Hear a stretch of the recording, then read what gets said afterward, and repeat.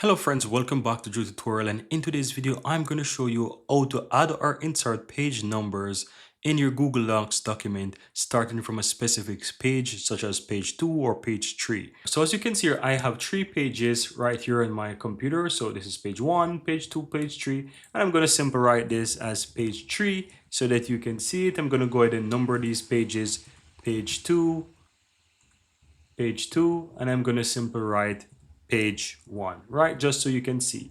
So what you want to do, guys, you want to ensure that you click on the page number 3, go to insert, go down to where you have break and select break next page, right? So section break next page, and you will be back on page number 3. So that's the first step. And now you can see here that there is a new page that created. As you can see, the third page is now empty. So all you have to do is just simply go ahead and click backspace, and you're again on page number 3, and you can see that you have 3 pages there created.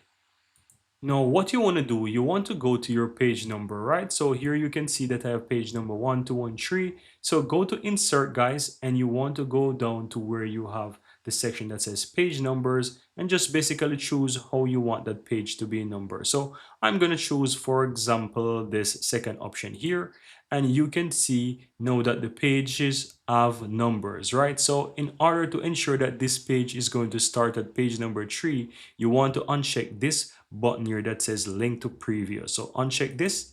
That's the first thing here. So what you want to do next is click this option button here, and you want to go to page numbers. This is going to give you all the option here to do what you want with pages, and you want to ensure that you have this option here that says show on first page is enabled. Then you want to ensure that you click on where it says start, and you want to change this to page number 3. So it's going to simply start at page number 3. So click on apply, and you will realize that page number 3 is selected there, and all you have to do is just go to those other previous pages and simply remove the page numbering from those pages. So you will see here that on page number 1 it is removed, on page number 2 it is removed, but it actually starts as page number 3.